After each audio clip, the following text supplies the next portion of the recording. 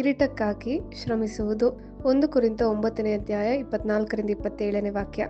ರಂಗಸ್ಥಾನದಲ್ಲಿ ಓಡುವುದಕ್ಕೆ ಗೊತ್ತಾದವರೆಲ್ಲರೂ ಓಡುತ್ತಾರಾದರೂ ಒಬ್ಬನು ಮಾತ್ರ ಬಿರುದನ್ನು ಹೊಂದುತ್ತಾನೆ ಎಂಬುದು ನಿಮಗೆ ತಿಳಿಯದೋ? ಅವರಂತೆ ನೀವು ಬಿರುದನ್ನು ಪಡೆದುಕೊಳ್ಳಬೇಕೆಂತಲೇ ಓಡಿರಿ. ಅದರಲ್ಲಿ ಹೋರಾಡುವವರೆಲ್ಲರೂ ಎಲ್ಲಾ ವಿಷಯಗಳಲ್ಲಿ ಮಿತವಾಗಿರುತ್ತಾರೆ. ಅವರು ಬಾಡಿ ಹೋಗುವ ಜಯಮಾಲಿಕೆಯನ್ನು ಹೊಂದುವುದಕ್ಕೆ ಸಾಧನೆ ಮಾಡುತ್ತಾರೆ. ನಾವಾದರೂ ಬಾಡಿ ಹೋಗದ ಜಯಮಾಲಿಕೆಯನ್ನು ಹೊಂದುವುದಕ್ಕೆ ಸಾಧನೆ ಮಾಡುವವರಾಗಿದ್ದೇವೆ. ಹೀಗಿರಲಾಗಿ ನಾನು ಸಹ ಗುರಿ ಗೊತ್ತಿಲ್ಲದವನಾಗಿ ಓಡದೆ ಗೆಲ್ಲಬೇಕೆಂದಿರುವ ಅವರಂತೆಯೇ ಓಡುತ್ತೇನೆ. ನಾನು ಗಾಳಿಯನ್ನು ಗುದ್ದುವವನಾಗಿರದೆ ಗೆಲ್ಲಬೇಕೆಂದವನಾಗಿ ಗುದ್ದಾಡುತ್ತೇನೆ. ಇತರರನ್ನು ಹೋರಾಟಕ್ಕೆ ಕರೆದ ಮೇಲೆ ನಾನೇ ಅಯೋಗ್ಯನೆನಿಸಿಕೊಂಡೇನೋ ಎಂಬ ಭಯದಿಂದ ನನ್ನ ಮೈಯನ್ನು ಜಜ್ಜಿ ಸ್ವಾಧೀನಪಡಿಸಿಕೊಳ್ಳುತ್ತೇನೆ. ಸತ್ಯವೇದದಲ್ಲಿ ವಿಶೇಷವಾಗಿ 1 ಕೊರಿಂಥ 9:25 ಜಯಮಾಲೆಯನ್ನು ಹೊಂದುವುದಕ್ಕೆ ಸಾಧನೆ ಮಾಡುವುದು ಎಂಬ ಪರಿಕಲ್ಪನೆಯು ಒಬ್ಬರ ಕ್ರೈಸ್ತ ಜೀವನದಲ್ಲಿ ನಿಷ್ಠೆ ಮತ್ತು ಪರಿಶ್ರಮಕ್ಕಾಗಿ ಪ್ರತಿಫಲವನ್ನು ಹುಡುಕುವ ಕಲ್ಪನೆಯನ್ನು ಸೂಚಿಸುತ್ತದೆ. ಜಯಮಾಲೆಯು ಗೆಲುವು ಮತ್ತು ಗೌರವವನ್ನು ಸಂಕೇತಿಸುತ್ತದೆ ಮತ್ತು ವಾಕ್ಯವು ಬಾಡಿ ಹೋಗದ ಅಥವಾ ನಾಶವಾಗದ ಜಯಮಾಲೆಗಾಗಿ ಶ್ರಮಿಸುವ ವಿಶ್ವಾಸಿಗಳನ್ನು ಪ್ರೋತ್ಸಾಹಿಸುತ್ತದೆ. ಇದು ಐಹಿಕ ಸ್ಪರ್ಧೆಗಳಲ್ಲಿ ನೀಡಲಾಗುವ ತಾತ್ಕಾಲಿಕ ಕಿರೀಟಗಳಿಗಿಂತ ವ್ಯತಿರಿಕ್ತವಾಗಿದೆ. ಇಲ್ಲಿ ಹೆಚ್ಚು ವಿವರವಾದ ವಿವರಣೆ ಇದೆ. ರೂಪಕ: ಕ್ರೈಸ್ತ ಜೀವನವನ್ನು ವಿವರಿಸಲು ಅಪೊಸ್ತಲನಾದ ಪೌಲನು ಅಥ್ಲೆಟಿಕ್ ಸ್ಪರ್ಧೆಗಳ ಸಾದೃಶ್ಯವನ್ನು ಬಳಸುತ್ತಾನೆ. ನಾಶವಾಗುವ ಕಿರೀಟವನ್ನು ಹುಡುಕುವ ಕ್ರೀಡಾಪಟುಗಳ ಶಿಸ್ತುಬದ್ಧ ತರಬೇತಿ, ಪ್ರಾಚೀನ ಗ್ರೀಕ್ ಆಟಗಳಲ್ಲಿರುವಂತೆ, ಮತ್ತು ನಾಶವಾಗದ ಪ್ರತಿಫಲವನ್ನು ಹುಡುಕುವ ವಿಶ್ವಾಸಿಗಳ ಸಮರ್ಪಿತ ಅನ್ವೇಷಣೆಯ ನಡುವೆ ಅವನು ಸಮಾನಾಂತರವನ್ನು ಸೆಳೆಯುತ್ತಾನೆ. ಬಾಡಿ ಹೋಗದ ಜಯಮಾಲೆ ಅಥವಾ ಕಿರೀಟ: ಬಾಡಿ ಹೋಗದ ಜಯಮಾಲೆಯು ಸವಾಲುಗಳು ಮತ್ತು ಹೋರಾಟಗಳ ನಡುವೆಯೂ ನಂಬಿಗಸ್ತರಾಗಿ ಮತ್ತು ಸ್ಥಿರವಾಗಿ ಉಳಿಯುವವರಿಗೆ ದೇವರು ವಾಗ್ದಾನ ಮಾಡಿದ ಶಾಶ್ವತ ಪ್ರತಿಫಲವನ್ನು ಪ್ರತಿನಿಧಿಸುತ್ತದೆ. ಪಾಂಡಿತ್ಯಕ್ಕಾಗಿ ಶ್ರಮಿಸುವುದು: ಕ್ರೀಡಾಪಟುಗಳಂತೆ ವಿಶ್ವಾಸಿಗಳು ಈ ಪ್ರತಿಫಲಕ್ಕಾಗಿ ಸಿದ್ಧರಾಗಲು ತಮ್ಮ ಜೀವನದ ಎಲ್ಲ ಅಂಶಗಳಲ್ಲಿ ಸ್ವಯಂ ನಿಯಂತ್ರಣ ಮತ್ತು ಶಿಸ್ತನ್ನು ಅಭ್ಯಾಸ ಮಾಡಬೇಕು ಎಂದು ಪೌಲನು ಒತ್ತಿ ಹೇಳುತ್ತಾನೆ. ಪರಿಶ್ರಮದ ಮಹತ್ವ: ಈ ಭಾಗವು ಕ್ರೈಸ್ತ ಜೀವನದಲ್ಲಿ ಪರಿಶ್ರಮ ಮತ್ತು ಶ್ರದ್ಧೆಯ ಮಹತ್ವವನ್ನು ಎತ್ತಿ ತೋರಿಸುತ್ತದೆ. ವಿಶ್ವಾಸಿಗಳು ಬಿಟ್ಟುಕೊಡಬಾರದು ಅಥವಾ ನಿರುತ್ಸಾಹಗೊಳ್ಳಬಾರದು, ಆದರೆ ಶಾಶ್ವತತೆಯಲ್ಲಿ ಅವರಿಗೆ ಕಾಯುತ್ತಿರುವ ಬಹುಮಾನಕ್ಕಾಗಿ ಶ್ರಮಿಸುವುದನ್ನು ಮುಂದುವರಿಸಬೇಕೆಂದು ಪ್ರೋತ್ಸಾಹಿಸಲಾಗುತ್ತದೆ. ವಾಕ್ಯದಲ್ಲಿ ಉದಾಹರಣೆಗಳು: ಸತ್ಯವೇದದಲ್ಲಿನ ಇತರ ಭಾಗಗಳು ಜಯಮಾಲೆಯನ್ನು ಪ್ರತಿಫಲ ಮತ್ತು ಗೌರವದ ಸಂಕೇತಗಳಾಗಿ ಉಲ್ಲೇಖಿಸುತ್ತವೆ. ಅವುಗಳಲ್ಲಿ ಜೀವವೆಂಬ ಜಯಮಾಲೆ ಯಾಕೋಬ 1:12 ಮತ್ತು ದೇವ ಪ್ರಭಾವವೆಂಬ ಎಂದಿಗೂ ಬಾಡದ ಜಯಮಾಲೆ 1 ಪೇತ್ರ 5:4 ಸೇರಿವೆ. ಆಟಗಳಲ್ಲಿ ಸ್ಪರ್ಧಿಸುವ ಪ್ರತಿಯೊಬ್ಬರೂ ಪ್ರಾಚೀನ ಕೊರಿಂಥದಲ್ಲಿ ಅಥ್ಲೆಟಿಕ್ ಸ್ಪರ್ಧೆಗಳು ಸಾಂಸ್ಕೃತಿಕ ಮಹತ್ವದ ಭಾಗವಾಗಿದ್ದವು. ವಿಶೇಷವಾಗಿ ಇಸ್ತಮಿನ್ ಆಟಗಳು ಅವು ಒಲಿಂಪಿಕ್ಸ್ಗೆ ಎರಡನೆಯದಾಗಿದ್ದವು. ಈ ಆಟಗಳನ್ನು ಪ್ರತಿ 2 ವರ್ಷಗಳಿಗೊಮ್ಮೆ ನಡೆಸಲಾಗುತ್ತಿತ್ತು ಮತ್ತು ಪಾದಯಾತ್ರೆಗಳು, ಕುಸ್ತಿ ಮತ್ತು ರಥ ಓಟದಂತಹ ಘಟನೆಗಳನ್ನು ಒಳಗೊಂಡಿತ್ತು. ಅಪೊಸ್ತಲನಾದ ಪೌಲನು ತನ್ನ ಪ್ರೇಕ್ಷಕರೊಂದಿಗೆ ಸಂಪರ್ಕ ಸಾಧಿಸಲು ಈ ಪರಿಚಿತ ಚಿತ್ರಣವನ್ನು ಬಳಸುತ್ತಾನೆ. ಅವರು ಸ್ಪರ್ಧಿಸಲು ಅಗತ್ಯವಿರುವ ಸಮರ್ಪಣೆ ಮತ್ತು ಪ್ರಯತ್ನವನ್ನು ಅರ್ಥ ಮಾಡಿಕೊಳ್ಳುತ್ತಾರೆ. ಕಟ್ಟುನಿಟ್ಟಾದ ಶಿಸ್ತಿನಿಂದ ತರಬೇತಿ ನೀಡುತ್ತಾರೆ.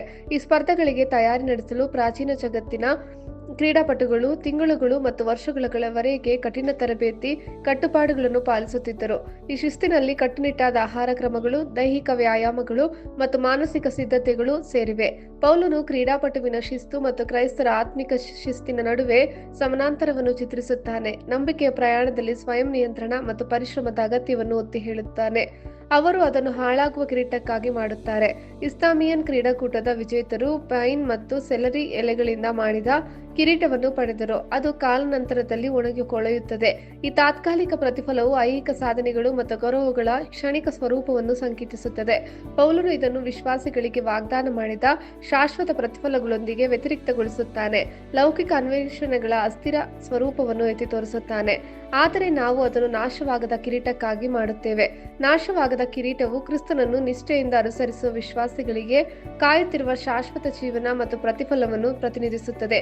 ಈ ಪರಿಕಲ್ಪನೆಯು ಇತರ ವಾಕ್ಯಗಳಲ್ಲಿ ಪ್ರತಿಧ್ವನಿಸುತ್ತದೆ. ಉದಾಹರಣೆಗೆ 2 ತಿಮೋಥಿ 4:8 ಪೌಲನು ನೀತಿಯ ಕಿರೀಟದ ಬಗ್ಗೆ ಮಾತಾಡುತ್ತಾನೆ ಮತ್ತು 1 ಪೇತ್ರ 5:4 ಮಹಿಮೆಯ ಕಿರೀಟವನ್ನು ಉಲ್ಲೇಖಿಸುತ್ತದೆ. ಈ ಕಿರೀಟಗಳು ದೇವರಿಂದ ಶಾಶ್ವತ ಪ್ರತಿಫಲಗಳು ಮತ್ತು ಮನ್ನಣೆಯನ್ನು ಸಂಕೇತಿಸುತ್ತವೆ. ಇದು ಲೋಕದ ತಾತ್ಕಾಲಿಕ ಪ್ರಶಂಸೆಗಳಿಗೆ ವ್ಯತಿರಿಕ್ತವಾಗಿದೆ.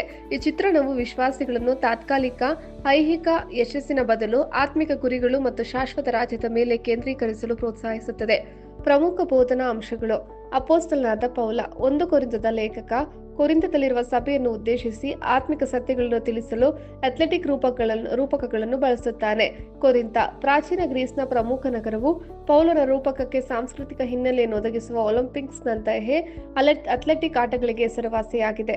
ಇಸ್ಲಾಮೀಯ ನಾಟಗಳು ಕೊರಿಂಥ ಬಳಿ ನಡೆಯುವ ದೈವವಾರ್ಷಿಕ ಅಥ್ಲೆಟಿಕ್ ಕಾರ್ಯಕ್ರಮಗಳು ಪೌಲನ ಪ್ರೇಕ್ಷಕರಿಗೆ ಪರಿಚಿತವಾಗಿವೆ. ಕ್ರೀಡಾಪಟುಗಳಿಗೆ ಅಗತ್ಯವಿರುವ ಶಿಸ್ತು ಮತ್ತು ಸಮರ್ಪಣೆಯನ್ನು ಒತ್ತಿ ಹೇಳುತ್ತದೆ. ಕ್ರೈಸ್ತ ಜೀವನದಲ್ಲಿ ಶಿಸ್ತು ಕ್ರೀಡಾಪಟುಗಳು ಕಠಿಣ ತರಬೇತಿ ನೀಡುವಂತೆಯೇ ಕ್ರೈಸ್ತರು ಪ್ರಾರ್ಥನೆ, ವಾಕ್ಯದ ಅಧ್ಯಯನ ಮತ್ತು ದೇವರ ಆಜ್ಞೆಗಳಿಗೆ ವಿಧೇಯತೆ ಸೇರಿದಂತೆ ಆತ್ಮಿಕ ಶಿಸ್ತಿಗೆ ಕರೆಯಲ್ಪಡುತ್ತಾರೆ. ಶಾಶ್ವತವಾದದ್ದರ ಮೇಲೆ ಕೇಂದ್ರೀಕರಿಸಿ. ಈ ಲೋಕದ ತಾತ್ಕಾಲಿಕ ಪ್ರತಿಫಲಗಳಿಗಿಂತ ಭಿನ್ನವಾಗಿ ಕ್ರೈಸ್ತರ ಗುರಿ ಶಾಶ್ವತ ಕಿರೀಟವಾಗಿದೆ. ಈ ದೃಷ್ಟಿಕೋನವು ನಮ್ಮ ಆದ್ಯತೆಗಳು ಮತ್ತು ನಿರ್ಧಾರಗಳ ಮೇಲೆ ಪ್ರಭಾವ ಬೀರಬೇಕು. ನಂಬಿಕೆಯಲ್ಲಿ ಪರಿಶ್ರಮ. ಕ್ರೈಸ್ತ ಪ್ರಯಾಣಕ್ಕೆ ಸಹಿಷ್ಣುತೆಯ ಅಗತ್ಯವಿದೆ. ಹೋರಾಟಗಳು ಮತ್ತು ಸವಾಲುಗಳ ನಡುವೆಯೂ ವಿಶ್ವಾಸಿಗಳು ತಮ್ಮ ನಂಬಿಕೆಯಲ್ಲಿ ಸ್ಥಿರವಾಗಿರಲು ಪ್ರೋತ್ಸಾಹಿಸಲಾಗುತ್ತದೆ. ಸ್ವಯಂ ನಿಯಂತ್ರಣದ ಮೌಲ್ಯ.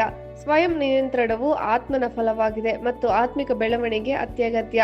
ಇದು ಪಾಪಕ್ಕೆ ಇಲ್ಲ ಎಂದು ಹೇಳುವುದು ಮತ್ತು ದೇವರ ಚಿತ್ತಕ್ಕೆ ಹೌದು ಎಂದು ಹೇಳುವುದನ್ನು ಒಳಗೊಂಡಿರುತ್ತದೆ. ಶಾಶ್ವತ ಪ್ರತಿಫಲಗಳಿಂದ ಪ್ರೇರಣೆ. ದೇವರು ವಾಗ್ದಾನ ಮಾಡಿದ ಶಾಶ್ವತ ಪ್ರತಿಫಲಗಳನ್ನು ಅರ್ಥ ಮಾಡಿಕೊಳ್ಳುವುದು ವಿಶ್ವಾಸಿಗಳನ್ನು ವರ್ತಮಾನದಲ್ಲಿ ನಂಬಿಗಸ್ತರಾಗಿ ಮತ್ತು ತ್ಯಾಗದಿಂದ ಬದುಕಲು ಪ್ರೇರೇಪಿಸುತ್ತದೆ. ಒಳ್ಳೆಯ ಕೆಲಸಕ್ಕೆ ಸಜ್ಜಾಗಿರಿ. 2 ತಿಮೋತಿ 3ನೇ ಅಧ್ಯಾಯ 14-17 ವಾಕ್ಯ. ನೀನಾದರೂ ಕಲಿತು ದೃಢವಾಗಿ ನಂಬಿದ ಬೋಧನೆಗಳಲ್ಲಿ ನೆಲೆಯಾಗಿರೋ. ಕಲಿಸಿಕೊಟ್ಟವರು ಯಾರೆಂಬುದನ್ನು ಆಲೋಚಿಸು. ಚಿಕ್ಕಂದಿನಿಂದಲೂ ನಿನಗೆ ಪರಿಶುದ್ಧ ಗ್ರಂಥಗಳ ಪರಿಚಯವಾಯಿತಲ್ಲ. ಆ ಗ್ರಂಥಗಳು ಕ್ರಿಸ್ತ ಯೇಸುವಿನಲ್ಲಿರುವ ನಂಬಿಕೆಯ ಮೂಲಕ ರಕ್ಷಣೆ ಹೊಂದಿಸುವ ಜ್ಞಾನವನ್ನು ಕೊಡುವುದಕ್ಕೆ ಶಕ್ತವಾಗಿವೆ. ದೈವ ಪ್ರೇರಿತವಾದ ಪ್ರತಿಯೊಂದು ಶಾಸ್ತ್ರವು ಉಪದೇಶಕ್ಕೂ, ಖಂಡನೆಗೂ, ತಿದ್ದುಪಾಟಿಗೂ, ನೀತಿ ಶಿಕ್ಷೆಗೂ ಉಪಯುಕ್ತವಾಗಿದೆ.